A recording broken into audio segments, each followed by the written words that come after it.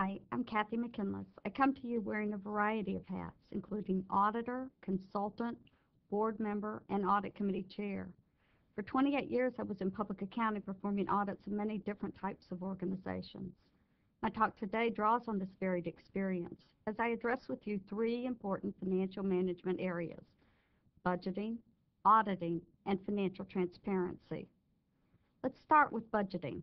No, let's back up and start with strategic planning because that's where a really good budget starts. Before you can decide how best to spend the resources of an entity, whether it's a parish, social service agency, diocese, or religious institute, you first need to have a good idea of where you're going and what you want to accomplish. Once you have a common vision and agreement on goals, the people with responsibility and accountability for achieving those outcomes need to cost out their plans. At the Archdiocese of Washington and at many of the nonprofits I audited, the biggest part of the budget was for salaries and benefits for the people who would be doing the work to accomplish the mission. A good place to spend time during the budgeting process is focusing on what people are doing. Are these activities the best use of their time, considering the entity's mission and goals? When the answer is no, it can sometimes lead to controversial next steps. What happens to the employees of the department that's being restructured or eliminated? A heartless corporation may just give them a pink slip and a final paycheck. Does a religious organization have a different duty to its employees? After aligning the people and the programs, the other direct costs need to be addressed. Some people recommend building up the budget from scratch, but I believe there are times when last year's actual expense plus a 3% cost of living increase can be appropriate for budget items that will be similar in scope to the prior year.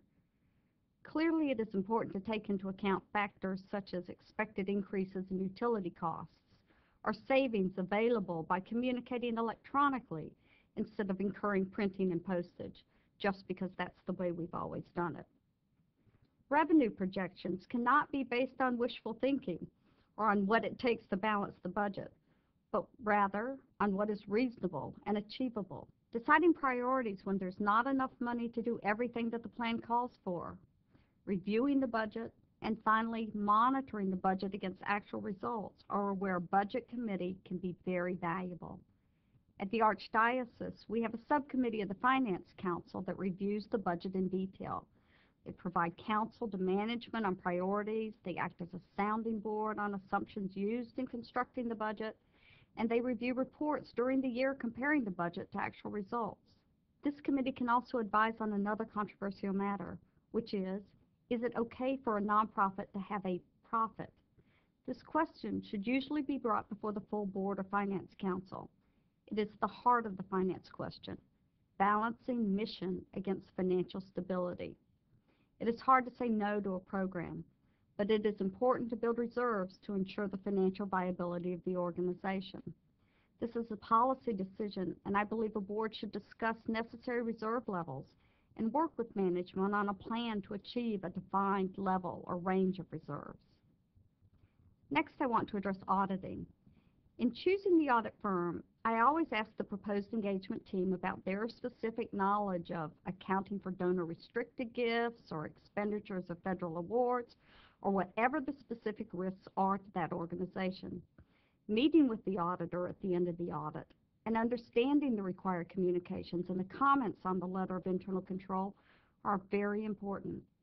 I also insist on holding an executive session where the auditors meet only with the committee without management present.